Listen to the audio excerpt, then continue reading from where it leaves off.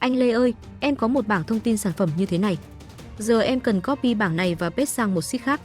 Tuy nhiên khi paste sang thì độ rộng cột bị thay đổi, các ô bị mất chữ không hiển thị đủ. Nếu phải chỉnh lại độ rộng cột bằng tay như thế này, sẽ rất mất thời gian.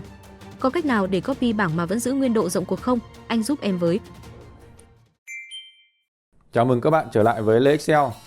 Trong video ngày hôm nay, Lê sẽ hướng dẫn các bạn mẹo copy bảng giữ nguyên độ rộng cột. Để đảm bảo đạt hiệu quả tốt nhất, các bạn hãy tải file thực hành mà Lê đã để sẵn đường link trong phần mô tả video bên dưới. Mở lên và thực hành cùng Lê nhé. Trong file thực hành, các bạn hãy mở sheet copy chứa bảng thông tin sản phẩm giống như tình huống mở đầu video đã đưa ra. Nếu các bạn thực hành Excel bằng tiếng Anh hoặc cần hiển thị lời hướng dẫn, các bạn có thể bật tính năng phụ đề theo chỉ dẫn như sau. Với bảng thông tin sản phẩm như thế này, giờ nhiệm vụ chúng ta là cần copy cái bảng này và paste nó sang sheet thứ hai mà vẫn giữ nguyên cái độ rộng cột giống như bảng ban đầu, không cần phải chỉnh lại độ rộng cột bằng tay nữa. Nhiệm vụ tưởng chừng khó khăn này lại có thể giải quyết một cách rất đơn giản bằng tính năng Paste Special. Các bước thực hiện như sau. Bước 1, chúng ta sẽ chọn toàn bộ cái bảng cần copy, click chuột vào ô A5, giữ tổ phím Ctrl Shift, ấn sang phải một lần và ấn xuống dưới một lần để chọn toàn bộ bảng dữ liệu. Nhấn tổ hợp phím Ctrl C để copy.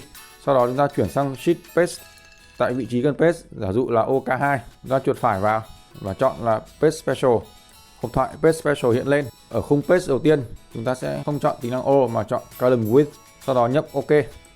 Bước tiếp theo, chúng ta sẽ nhấn tổ phím Ctrl V để paste bảng dữ liệu như bình thường.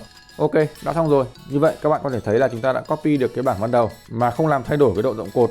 Các ô dữ liệu được hiển thị đầy đủ, không bị sai độ rộng cột dẫn đến mất hiển thị dữ liệu giống như cái bảng bên trái này nữa. Rất tuyệt vời phải không nào?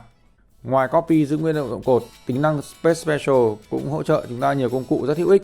Giả dụ chúng ta có cột tổng giá bán như ở cột SC đây. Bây giờ chúng ta muốn thêm 999 đồng vào giá bán của tất cả các căn. Nếu phải cộng hoặc là sửa số bằng tay từng ô thì sẽ rất là lâu. Chúng ta cũng có thể copy và thêm nhanh bằng Paste Special.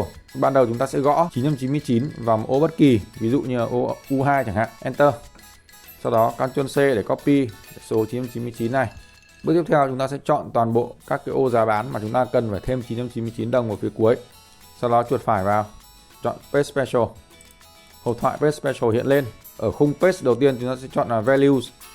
Và Operation chúng ta sẽ chọn tính năng là Add, tức là thêm 999 vào tất cả những cái ô chúng ta đang chọn, đang bôi đen ở đây. Sau đó chúng ta nhấp OK. Được rồi. Như vậy là tất cả các ô giá bán đã được cộng thêm 999 đồng ở phía cuối. Rất nhanh và tuyệt vời phải không nào? Ok, như vậy là trong video ngày hôm nay, Lê Excel đã hướng dẫn các bạn mẹo copy bảng giữ nguyên độ rộng cột bằng tính năng Paste Special. Đồng thời Lê cũng hướng dẫn thêm cách cộng trừ nhân chia nhanh hàng loạt ô với một số cho trước cũng bằng tính năng Paste Special.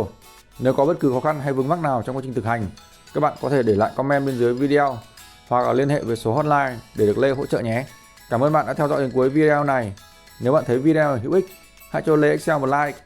Đừng quên đăng ký kênh để nhận được thông báo về những video mới nhất của Lê. Xin chào và hẹn gặp lại các bạn ở những video tiếp theo.